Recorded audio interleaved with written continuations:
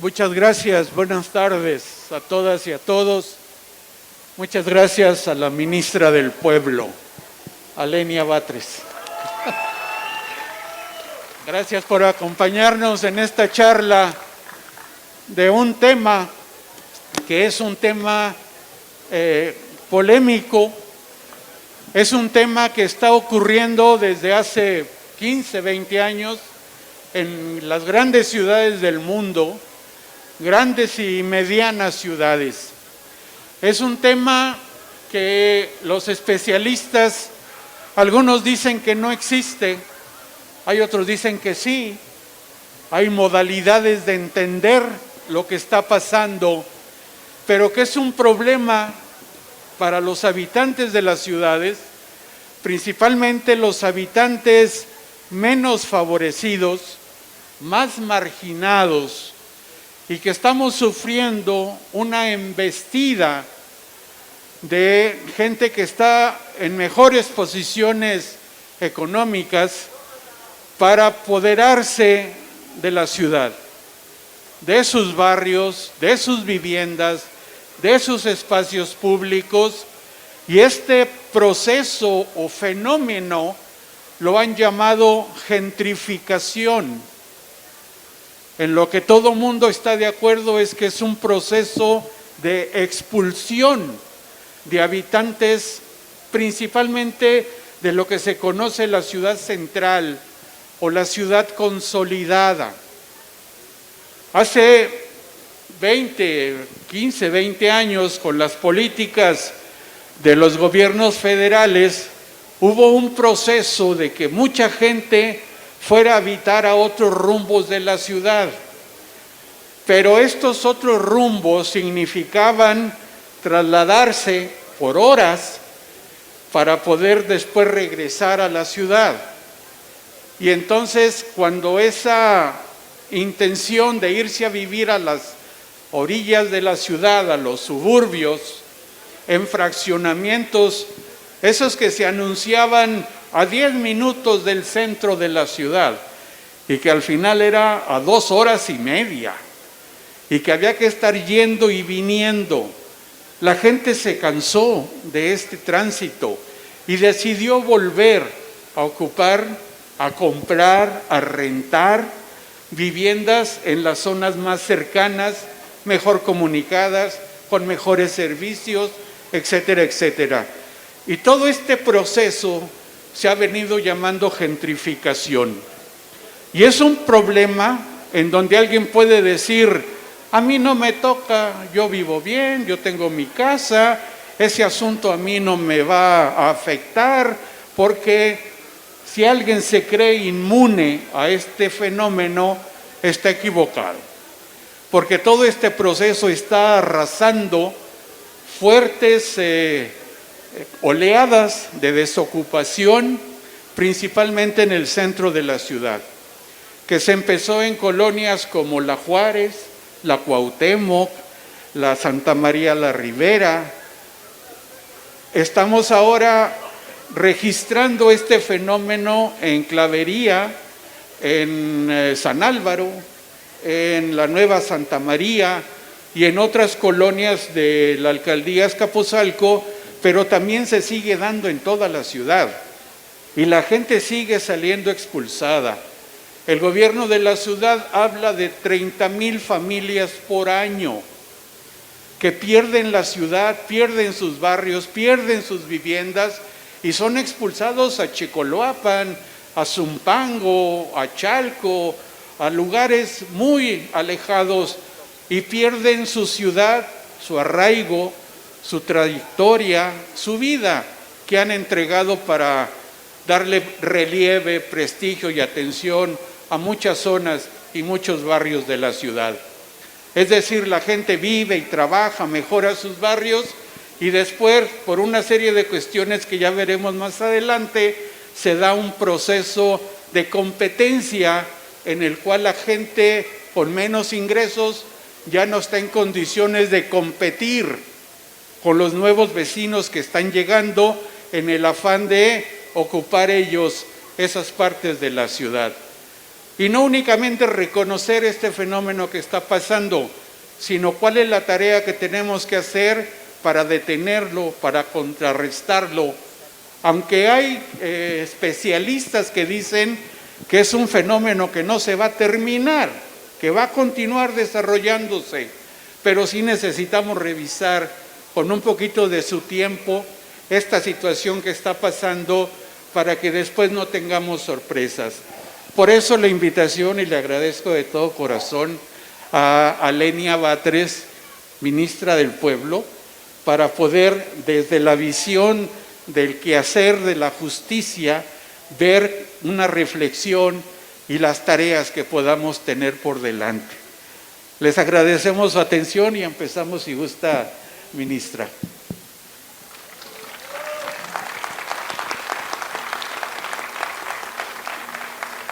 Pues muy buenas tardes a todas, a todos. Aquí está, amenazaba con llover y afortunadamente se está aclarando mejor el clima o las nubes. Me da mucho gusto estar aquí en Azcapotzalco. Fíjense que pues, yo soy vecina de Benito Juárez la mayor parte de mi vida. Actualmente vivo en la delegación, bueno, ahora alcaldía Cuauhtémoc, pero he vivido varios fenómenos de estos a los que se refiere Superbarrio.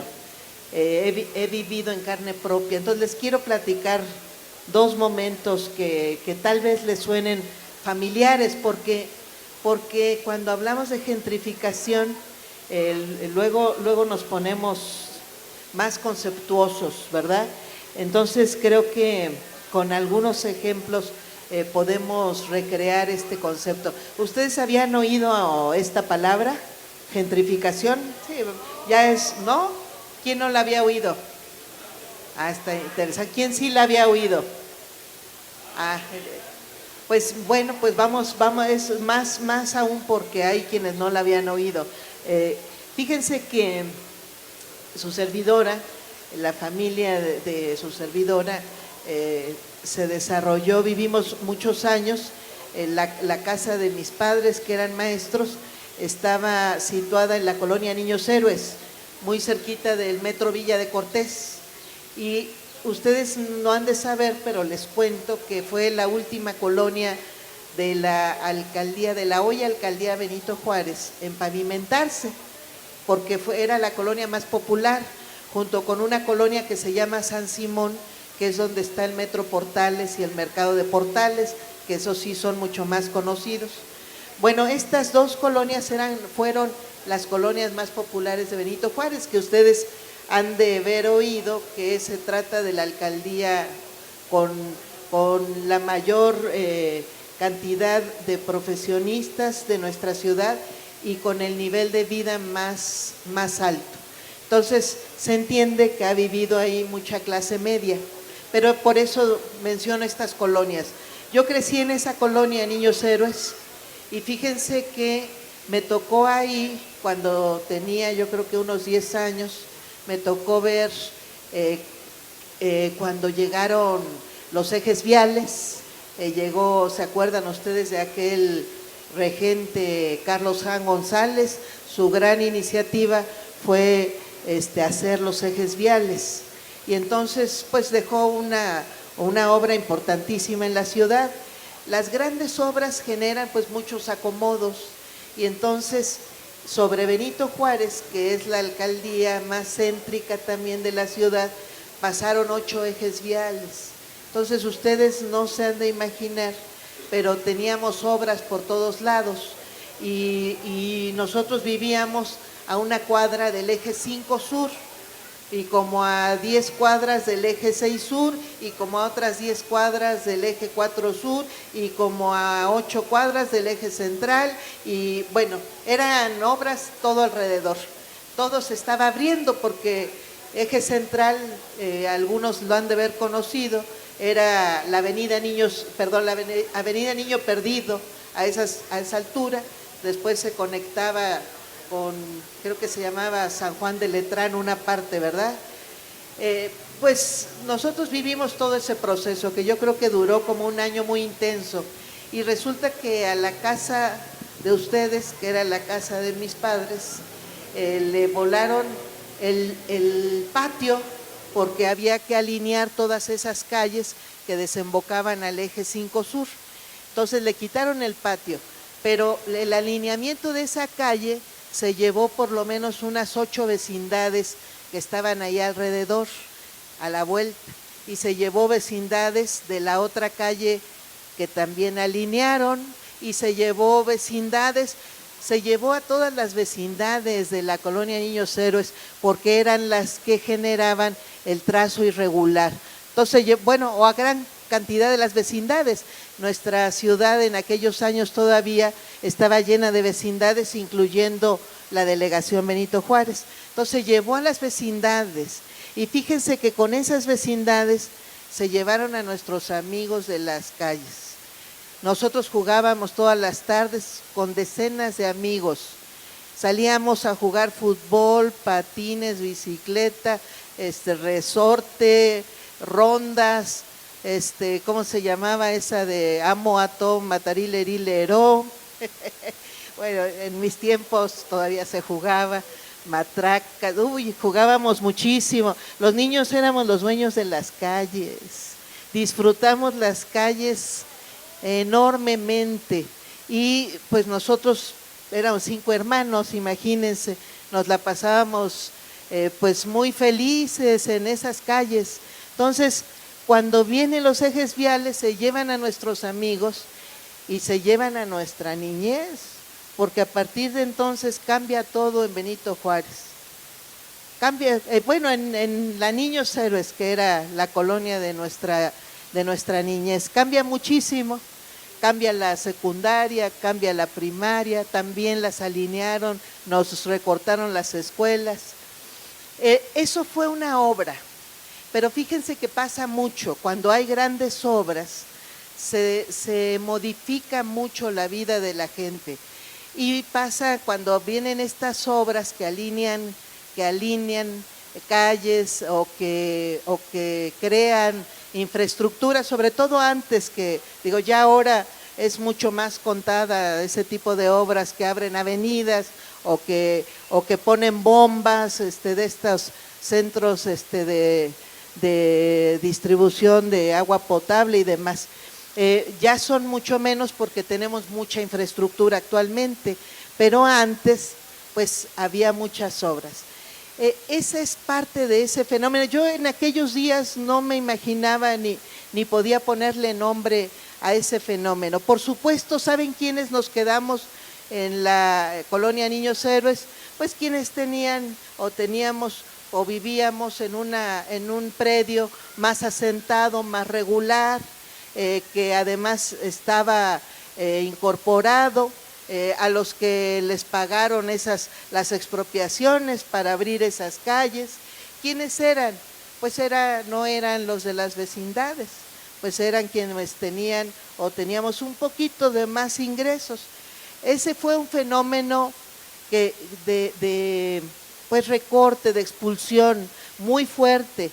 Todo ese proceso de los ejes viales expulsó a muchísima gente pobre de Benito Juárez, porque además, les insisto, pues ahí hubo mucha apertura de ejes viales. Les cuento otra historia, la historia de la primera plaza comercial de la Ciudad de México. ¿Saben cuál fue? La Plaza Universidad, ¿sí la conocen? Que está en la Avenida Universidad y Parroquia, muy cerquita del Metro Zapata. Metro Zapata, hay otros metros por ahí, ¿verdad? Pero ya no me acuerdo, creo que es el, ¿cuál? Viveros, sí están ahí más o menos cerca, y de los nuevos de la línea 12, el del Hospital 20 de Noviembre, bueno, ¿qué es esa zona? Es Colonia del Valle, es esa parte, perdón, no es cierto, es Colonia, ¿cómo se llama? Del pueblo, no, es un pueblo que incluso ahorita sigue catalogado como pueblo de, a ver, ahorita les digo el nombre, Santa Cruz Atoyac, gracias, ¿no? Paloma sí conoce la ciudad. del pueblo de Santa Cruz Atoyac. Era un pueblo tradicional, hasta el día de hoy sigue haciendo su fiesta tradicional, el pueblo de Santa Cruz Atoyac. Atrás hay un mercado incluso muy tradicional que da hacia la calle Centenario, y hay una iglesia que es la iglesia más vieja que está en Benito Juárez, que es del siglo XVI. Bueno, ahí se construyó la plaza Universidad. Durante muchas décadas fue la única plaza que había en la Ciudad de México. Se construyó, si mal no recuerdo, en 1970, por ahí se debe haber construido. O en los años 60, finales de los años 60. Ahí hubo incluso unos cines muy famosos, el Dorado 70 y los… ¿Cuáles? Los Cinemas Universidad, los gemelos creo que les llamaban, ¿no? Géminis Universidad, algo así era. Bueno, ahí iba mucha gente de toda la ciudad, iba a los cines, iba a la plaza porque era un referente comercial. Bueno, esta plaza, alrededor de la plaza, había mucha vivienda, había muchos edificios de vivienda, edificios donde vivía mucha gente. Y había también vecindades porque Santa Cruz era una colonia también popular, había muchas vecindades, de hecho fue una de las últimas colonias en tener vecindades. Déjenme decirles que Benito Juárez el día de hoy no tiene una sola vecindad. Las últimas vecindades en desaparecer fueron estas de Santa Cruz Atoyac, entre otras colonias. Bueno, era una zona popular, pero estaba ahí la plaza, convivió más o menos con la zona durante mucho tiempo, pero como empezó a tener mucho éxito, empezaron a pelearse locales enfrente de la plaza para convertir lo que era vivienda en comercio, para atraer al comercio que iba a la plaza comercial, y entonces empezaron a cambiar el uso de suelo y a convertir lo que era uso de suelo habitacional, el uso de suelo comercial, y de repente ya teníamos montones de panaderías. Hay una panadería ahí muy vieja en Contraesquina, que es muy grande, La Esperanza se llama ahora, aunque antes tuvo otro nombre, y muchas zapaterías, tiendas de ropa, mucho comercio, empezó a extenderse el comercio, mucho. Y luego en los años 90 llegó el periódico Reforma, y compró 2 manzanas y además le concesionaron un pedazo de lo que es un parquecito, una pequeña plazuela, y se instaló el periódico Reforma. Y el periódico Reforma empezó a comprar los predios de las vecindades que tenía enfrente porque necesitaba espacio de estacionamiento, y empezó a presionar a los vecinos para que se fueran, a presionarlos. Los vecinos empezaron a quejar de que el periódico Reforma los quería correr, y entonces del otro lado se instala otra plaza comercial que empieza a presionar a los vecinos, y luego atrás, a unos menos de 1 kilómetro, se instala otra plaza comercial, Pabellón del Valle creo que se llama, y luego hace ya más poquito otras 2 plazas comerciales que están ya, una sobre Zapata y la otra sobre Universidad, y crece el comercio. Bueno, ahora ya casi no se observa sobre Avenida Universidad edificios habitacionales, todo es comercio, grandes comercios, incluso lo que eran pequeños locales comerciales, incluso de comercio más local, ya se convirtieron en comercios de marca, comercios de tiendas de transnacionales. Se volvió toda la colonia Santa Cruz Atoyac en una colonia impresionantemente comercial, muy comercial. ¿Qué pasó con la gente que vivía en las vecindades ahí alrededor? Que les digo, pues era una zona popular, pues se fue yendo, fue vendiendo, les llegaron a ofrecer mucho más de lo que costaba su vivienda, y terminaron vendiéndole al periódico Reforma después de haberse resistido, después de haberse manifestado, de haberse quejado. Lo que lograron por lo menos pues es que le evaluaran su predio en un costo mayor, y terminaron yéndose. Muchísima gente de Santa Cruz a Atoyac terminó yendo a dónde ir a buscar vivienda y salió de esa colonia. Esos son como dos procesos de expulsión muy visibles y muy rápidos, pero en general este fenómeno de la gentrificación es más invisible, va sucediendo poco a poco. Y Benito Juárez es un gran ejemplo de ese proceso. Se fue encareciendo la ciudad, porque donde hay mejor infraestructura va creciendo el precio del terreno, el precio de las construcciones, y ustedes no han de saber, pero se los cuento. Yo creo que se multiplicó por 20, 30 veces en los últimos años, sobre todo en los últimos 20 años, se encareció, que hizo bien difícil rentar en Benito Juárez. Y por supuesto que lo que hacen los dueños pues es remodelar y buscar pues cobrar más, y si la zona va encareciéndose pues van también aumentando los costos del arrendamiento, pero además el costo de comprar, que se vuelve imposible. Ustedes intenten ir a buscar una casita como esa que mis papás tuvieron en la colonia Niños Héroes, no, ahora cuesta por lo menos unos 6 millones de pesos, porque Benito Juárez es carísima. Bueno, y si buscan una en la del Valle, les cuesta de 20 millones para arriba.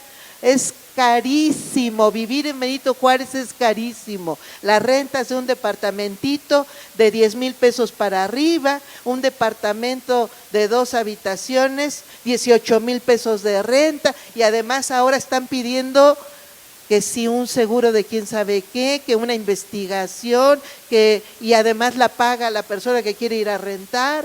No. ¿Saben qué ha pasado?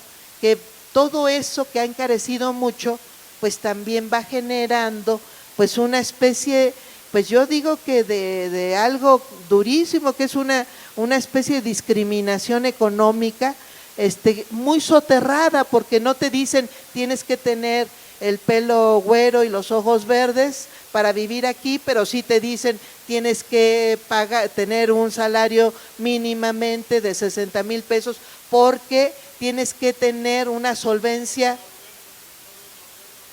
2 veces mayor que lo que cuesta la renta, y hay unas empresas ahora que se dedican solamente a escoger vecinos. Les encarga a alguien que es dueño de un inmueble y les encarga una empresa de estas que son inmobiliarias, y no, porque tienen su negocio es ir a escoger quién va a arrendar ahí. Y entonces ya sea como renta, ya sea como propiedad, se va encareciendo, y luego hay estas empresas de Airbnb que llegan a pagar muchísimo, y si se evalúa bien un departamento en una zona que le guste al turismo, pues puede todavía sacar más el dueño del inmueble y se vuelve imposible para cualquier vecino. ¿Qué trae como consecuencia? Pues que los mercados, bueno, por ejemplo, ha sucedido sobre todo en Miguel Hidalgo y Benito Juárez, que se piensa que como los vecinos pues son más clase medieros, pues hay que embellecer los mercados, y entonces han hecho mercados gourmet, que les pusieron una remodeladita, y bueno, adentro de los mercados han dejado que operen restaurantes de marca, y entonces va uno al mercado como si fuera uno a un restaurante de una plaza comercial, porque además hay que pagar lo mismo. Bueno, pues, y la propiedad del mercado es privada, no, sigue siendo mercados públicos, pero va sucediendo eso, que el fenómeno de infraestructura encarece, y el fenómeno del comercio encarece, y el fenómeno del encarecimiento encarece más, y entonces va generándose una bola de nieve de gentrificación. Hay quien dice es que fue el cambio de uso de suelo, es el huevo y la gallina, porque va siendo todo al mismo tiempo, donde se va avanzando en un proceso que empezó con alguna de estas partes, es muy difícil pararlo. Entonces la gran pregunta es esta que hace Superbarrio, muy bien, ya identificamos la gentrificación, ahora ¿qué hacemos? Porque lo que no queremos, muchos, pues es que se siga expulsando a las personas más pobres de nuestra ciudad, cuya alternativa única a veces es ir efectivamente, bueno, ya el Infonavit en los sexenios anteriores, ¿saben dónde estaba construyendo? Para los habitantes, para los derechohabientes de Infonavit de la Ciudad de México, en Zumpango. Zumpango se convirtió en el municipio favorito del Infonavit. ¿Saben a qué distancia está? ¿Alguien ha ido a Zumpango?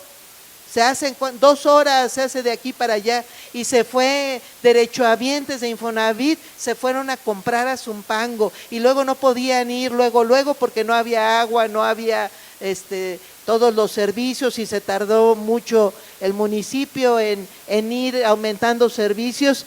Bueno, pues va sucediendo eso.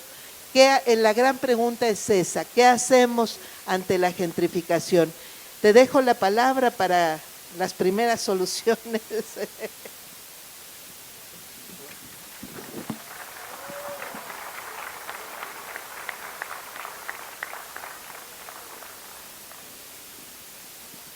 Un primer reto es cómo vamos identificando, es como el COVID, perdón la comparación, puede ser muy tonta, los síntomas que se van registrando. En la lucha social, y acá en Azcapotzalco hay mucho conocimiento de esto, los desalojos de los inquilinos han sido y siguen lamentablemente siendo cosa de todos los días. Ahí hay un procedimiento judicial que siempre ganan los propietarios y viene la orden de desahucio y el desalojo.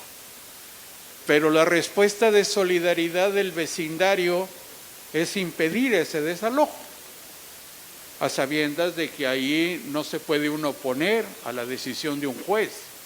Eso se llama desacato.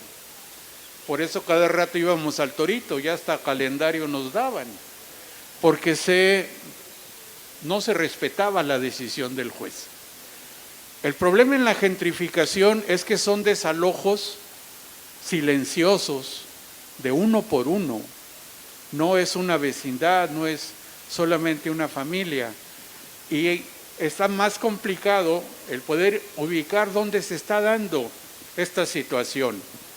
En cualquier momento, mi vecino que tenía su propiedad la vende, llega una inversión privada, restaura o reconstruye 6, 7 departamentos, y yo estoy en este lote, en esta casa, yo estoy pagando 3,000 pesos de renta, pero cuando se construye el inmueble de al lado, la vivienda y esos departamentos van a tener una renta de 6,000, 7,000 pesos.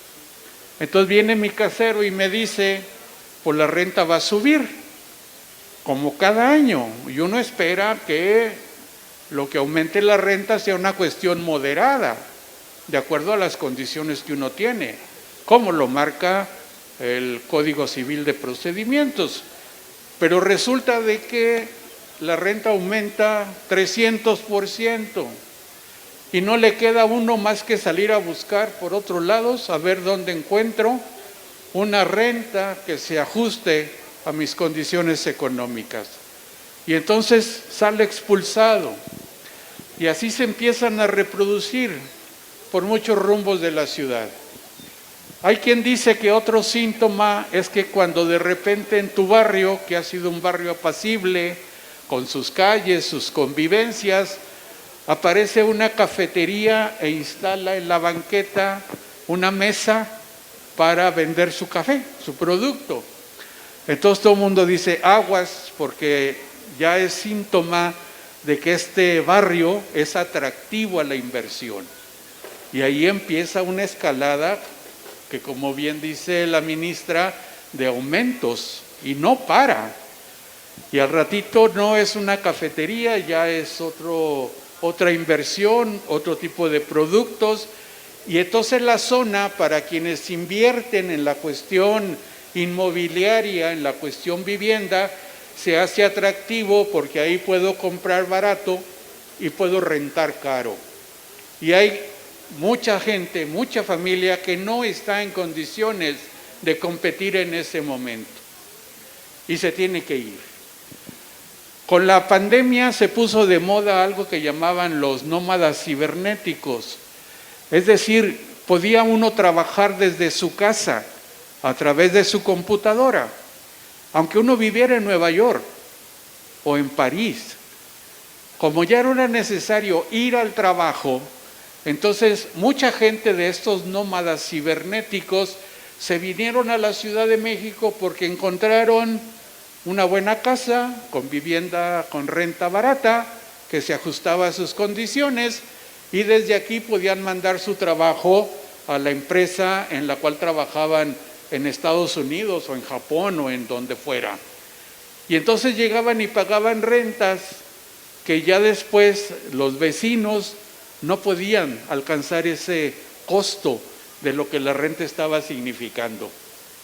Y entonces para los nómadas cibernéticos pues sí era una condición de facilidades, pero para nosotros no, porque ya nos estaban aumentando la renta de manera desmedida. Igual esta empresa Airbnb, que son empresas que rentan viviendas en periodos muy cortos.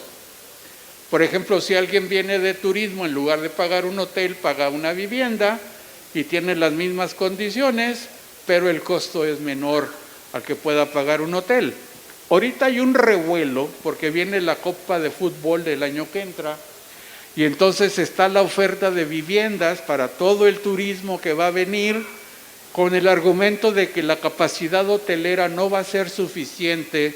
Entonces yo oferto mi casa para quien está interesado y me pueda pagar el tiempo que va a estar, pues en dólares o en euros o en este tipo de cosas, y estoy compitiendo de una manera no sana con las empresas hoteleras que están dedicadas a eso. Y por eso ahora estas empresas de Airbnb o lo que llaman también hospedajes, algo así, hay una ley que está regulando esa actividad, porque al final de cuentas es una actividad comercial y están bastante molestos porque están normalizando, regulando ese servicio que ellos están prestando. Y no son sino síntomas de cómo se está dando la gentrificación por todas estas partes. ¿Qué puede ser? El fortalecimiento del tejido social en los barrios para ubicar a tiempo los vecinos que estén en estas cuestiones de vulnerabilidad o de debilidad ante la embestida de la inversión privada que lleve el objetivo de que desocupen esas propiedades. El fortalecimiento de barrios, colonias, con infraestructura, con servicios, que la gente pueda tener en cualquier rumbo de la ciudad, los servicios que se tienen en Benito Juárez o que se tienen en cualquiera otra de las alcaldías donde vive gente con otro nivel económico. Porque tampoco hay una medida legislativa o una vacuna que diga esta zona está libre de gentrificación, si es que los vecinos no toman la iniciativa de poder frenar la cuestión de la gentrificación y de defendernos como lo hemos hecho en los desalojos durante muchos años, y que esto permita que el asunto de la gentrificación no sea nada más un discurso en donde diga la vamos a combatir, porque desde el gobierno bien poco se puede hacer. La tarea sustancial es la tarea que los vecinos pueden hacer en defensa de sus vecinos, y como dice el dicho, solo el pueblo puede salvar al pueblo. Y eso es cierto, porque si no salimos con esa convicción de registrar cómo se está dando la vida en el vecindario, entonces al rato, oiga, ¿qué pasó con don Pedro? No, pues ya don Pedro se fue, ya no pudo estar más, ya no pudo ser más nuestro vecino y por todas estas cuestiones abandonó, ya no pudo pagar, ya las ofertas que le llegaron fue muy fuerte. Si a esto le anexamos otro ingrediente, que es la delincuencia organizada, están grupos de personas invadiendo propiedades, desalojando a sus vecinos que han estado por años ahí y apoderándose de estos inmuebles, mucho en contubernio con autoridades judiciales que de repente hacen escrituras o títulos de propiedad apócrifos y que sirven de cobijo a estos grupos delincuenciales para poder proceder en estos, ¿cómo se llaman?, de despojos que están haciendo de estas propiedades. Y ahí es también un asunto de solidaridad, de no quedarse callado, de no decir ya nos corrieron sin ningún derecho, llegaron de repente a las 2 de la mañana 4 camiones con 300 gentes a la rapiña, a desocupar el inmueble y hoy ya nos quedamos sin casa y sin ninguna protección. Y eso está ocurriendo cada vez de manera más frecuente y sí es una preocupación seria, porque quien esté en estas condiciones, inmuebles que están intestados, inmuebles que no han tenido una propiedad o un propietario verdadero, inmuebles que se han prestado a todo este tráfico y entonces el riesgo es de que de repente se aparezca una turba de delincuentes con estas actitudes a desocupar esos predios. Eso ocurre mucho en el centro de la ciudad y eso está empezando a ocurrir también en otras zonas. Por eso es que con esta plática llamemos la atención de esto que está pasando, porque el derecho a la ciudad no únicamente es el disfrute, es que somos parte de la ciudad. Y cuando la gentrificación nos expulsa, perdemos la ciudad, perdemos el arraigo, perdemos la tradición, perdemos todo y nos vamos a ir a parar a otra ciudad que no conocemos, en la que vamos a seguir siendo siempre extraños y no hay ninguna razón para dejar esta ciudad que hemos construido entre todos.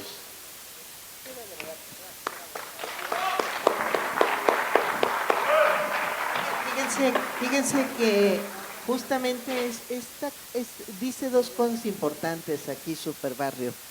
Dice, para poder combatir el fenómeno de la gentrificación, pues primero hay que notarlo. Eso es muy importante, porque son fenómenos que suceden en un tiempo no tan inmediato, van sucediendo. Entonces es bien difícil identificar, y la ciudad ha vivido muchos fenómenos de gentrificación y no los hemos notado, se van naturalizando, se cree que es parte del proceso de vivir en una ciudad que se modernice y bueno, pues ahora hay que irse a otro lado. No hay naturaleza urbana, la ciudad la creamos nosotros y los fenómenos que suceden en la ciudad pues los creamos también nosotros, lo cual quiere decir que también los podemos impedir nosotros. Eso es muy importante. ¿Por qué es injusta la gentrificación? Pues porque expulsa a los más pobres, por eso es injusta. ¿Por qué deberíamos pararla? Porque se vuelve muy, muy injusto que se vayan vecinos de alcaldías que tienen todos los servicios, se vayan a vivir a municipios del Estado de México a esperar a ver en qué año les ponen todos los servicios que aquí disfrutaban. Aquí tenían cerca la escuela, el trabajo, el parque, la panadería, bueno, todos los servicios, tenían agua y de repente se van a lugares con la ilusión de que costaba más barato a padecer, bueno, y luego tienen el trabajo acá y pasa eso de quienes se han tenido que ir, pero siguen trabajando acá y tardan o ocupan de sus días. Hay muchísima gente que ocupa 4 horas de su día en trasladarse, y imagínense el costo, y luego para tener los sistemas de transporte que se tienen, en una parte eficientes, en otra parte no. Hay pedazos del transporte a estos municipios que son verdaderos peligros diario para las personas que se trasladan. Hay otros que son carísimos, hay pedazos que se tienen que para trasladarse se tienen que pagar taxi porque no hay peceras o porque ya pasó la pecera. Entonces se gasta luego mucho dinero, termina siendo o haciendo la vida muy dura para quien lo vive. Por eso es muy injusto, por eso sí hay que combatirlo. Nos dice aquí Superbarrio, pues un mecanismo es ese, pues hay que ser solidarios con a quienes se está expulsando, porque cuando se miran los fenómenos estos de órdenes de desalojo, pues ahí no hay duda que hay un fenómeno de gentrificación, pero a veces son contados, van sucediendo, o a veces no hay orden de expulsión, la persona vende su vivienda a sabiendas de que va a tener condiciones más duras, pero creyendo que va a tener una disponibilidad de recurso inmediato porque pudo vender la vivienda. Pasa muchísimo, personas que han comprado su vivienda de interés social la logran vender en algunas colonias 10 veces más cara y se van con la ilusión de que tienen mucho más dinero. No les va a rendir nada, les va a endurecer la vida y se las va a encarecer muchísimo. Entonces, sí es muy importante detener la gentrificación. Hay algunas medidas, fíjense que lo que sí hay un acuerdo en quienes han estudiado estos fenómenos es que la gentrificación se genera de manera no orquestada, o sea, va sucediendo, y no es que no haya voluntades que la provoquen, sí las hay. ¿Quiénes son los que ocasionan la gentrificación? Los que especulan con la ciudad. Y a veces especulan unos mucho y a veces especulan unos un poquito. El puro hecho de vender la vivienda mucho más cara de lo que costó es un fenómeno de especulación. Digamos que ahí hay una especulación en favor de una persona, de una familia, que a lo mejor tiene esa ilusión de que vendiéndola mejora su condición de vida. Casi nunca sucede, pero hay esa ilusión.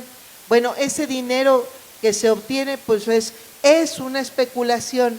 La especulación genera más especulación. Ese es lo que sí está absolutamente comprobado. Donde empezó a venderse más caro, va a generar un fenómeno extensivo de gentrificación, que es especulación. Donde ya se evaluó, entre comillas, una colonia, va a haber una presión tremenda para cambiar el uso de suelo y poder especular más. Uy, ustedes lo han vivido seguramente en muchas colonias donde hay una presión de cambio de uso de suelo para que se construyan más niveles, cambio de uso de suelo para que haya viviendas más caras, supuestamente para mejorar condiciones de vida, pero eso no mejora las condiciones de vida de nadie, en realidad encarece las condiciones de vida de quien ya vive ahí, aunque haya esa ilusión de que ahora mi vivienda es más cara, pero la gente no compra viviendas para venderlas, compra viviendas en primer lugar para usarlas, para vivir en ellas. Por eso termina siendo lo de menos que sea más caro, y más bien lo caro nos afecta, no suele ser en nuestro favor. Me refiero de los residentes, de los habitantes, de quienes no nos dedicamos a rentar o a vender o a construir viviendas. Somos los grandes afectados de estos fenómenos. ¿Cómo se pueden detener además de estas defensas de vecinas y vecinos? Pues hay varias otras formas más institucionales, pero son muy difíciles, y en la Ciudad de México se han complicado muchísimo, no han querido que avancen. Se intentaron poner algunas de esas medidas en la Constitución de la ciudad, poner medidas, la Constitución de la ciudad trae dos cosas muy bonitas que no había antes en la Ciudad de México. Reconocen el derecho a la ciudad y reconoce además nuestra Constitución que existe una función social de la propiedad. que la propiedad en la que vivimos no nada más nos afecta a nosotros, les afecta a los vecinos, que si se cambia el uso de suelo de nuestro departamento, de nuestra casa habitación, en realidad va a afectar justamente por la generación de especulación, va a afectar a toda la zona. Y fíjense que parte del fenómeno de lo que sucedió en Plaza Universidad es que hubo un cambio de uso de suelo generalizado. En un programa de desarrollo urbano de 2005, bueno, hubo uno anterior, del 97, ahí hubo un pequeño cambio de uso de suelo, pero cuando se aprobó el de 2005, se aprobó pasar en Avenida Universidad de un promedio de 6 niveles que había a 20 niveles. Y entonces, automáticamente, ¿ustedes saben qué produjo? ¿Saben cuánto cuesta un predio de 6 niveles? Pues no sé cuánto cueste, pero ¿saben cuánto puede costar nada más por el cambio de uso de suelo? Genera una especulación automática, le ponen la mira a ese predio. Si ese predio que está ahí mañana tiene permiso para construir 10 niveles, ¿saben cuánto le cambia su valor? Se multiplica sin hacer nada, nada más cambiando una norma. Se multiplica y se le pone en uso de suelo de plaza comercial, ¡puf!, pasa de valer no sé cuánto a 100 veces más. O sea, hay normas que ayudan a la gentrificación. Los cambios de uso de suelo ayudan a la gentrificación. También es muy importante por eso, y eso sí lo han entendido muchos vecinos en muchas colonias de la ciudad, saben que el cambio de uso de suelo perjudica.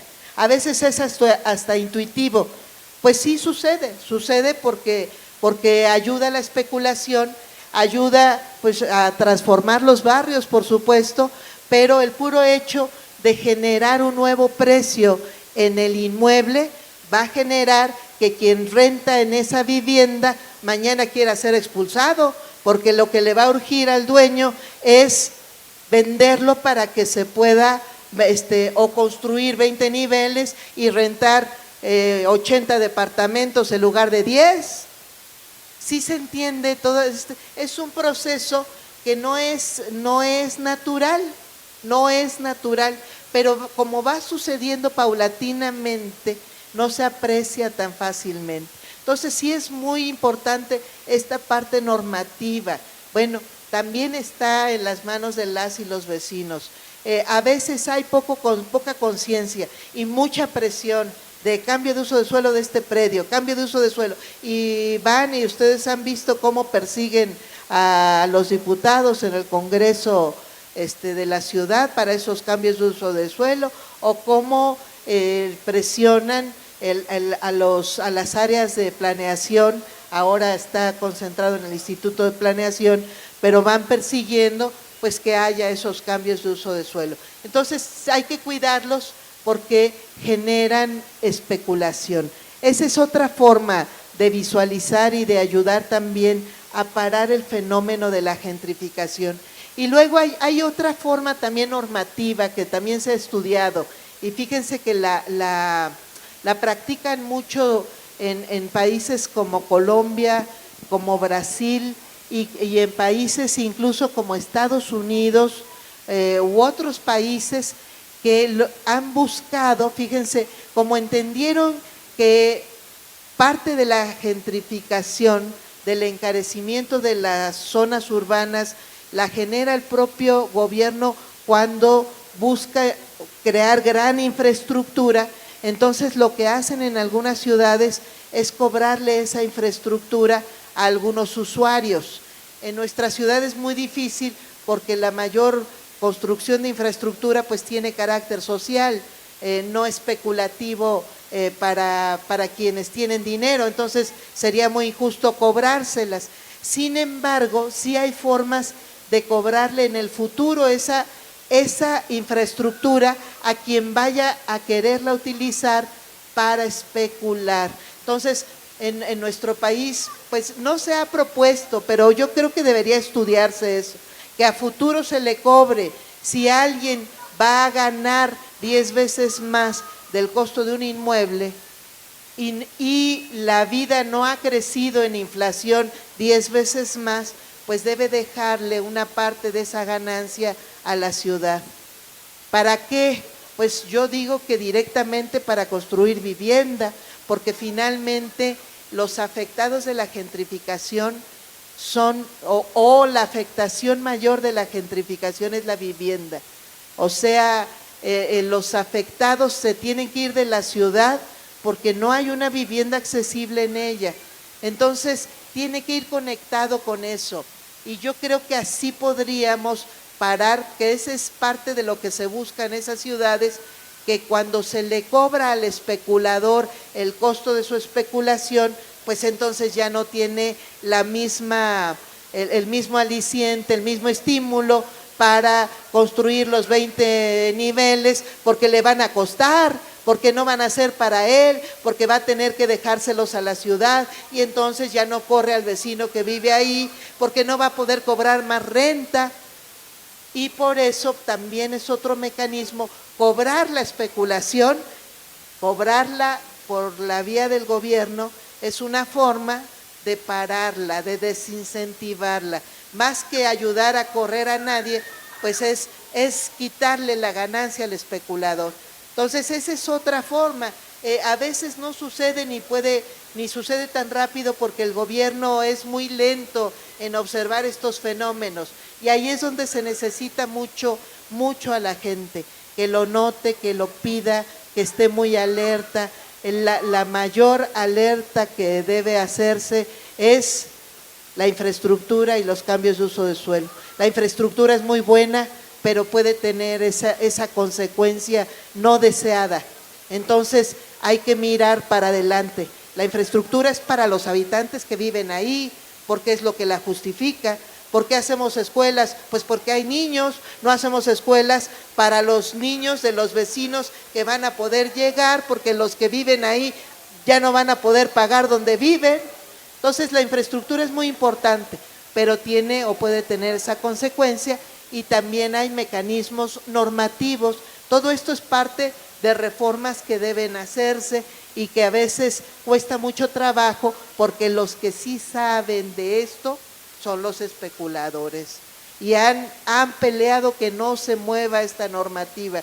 Entonces, pues hay que estar pendientes, hay que cuidar nuestro espacio, hay que cuidar el cambio de uso de suelo, las transformaciones, y yo creo que además hay que empujar a que haya este tipo de mecanismos que impidan la gentrificación.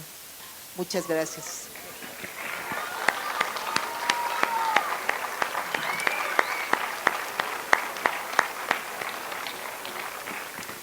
Pues muchas gracias a todas y a todos por esta reflexión. Métanse al internet, busquen gentrificación, vean qué opinan en otras ciudades los especialistas, los académicos, las organizaciones sociales. Es un debate que está en todo el mundo y es un debate que cada vez es más rico para la defensa de nuestros barrios y de nuestra ciudad. Recuerden, los gobiernos neoliberales ven a la ciudad como un espacio y una oportunidad para los negocios. Hubo un regente hace algunos años que decía: la Ciudad de México es cara y quien tenga para pagarla, que la pague. Y esa es la visión. Ellos no están pensando en el bienestar, por eso están en el basurero de la historia. Ahí los pusimos y ahí se van a quedar. Ahora nos toca a nosotros recuperar nuestra gran Ciudad de México.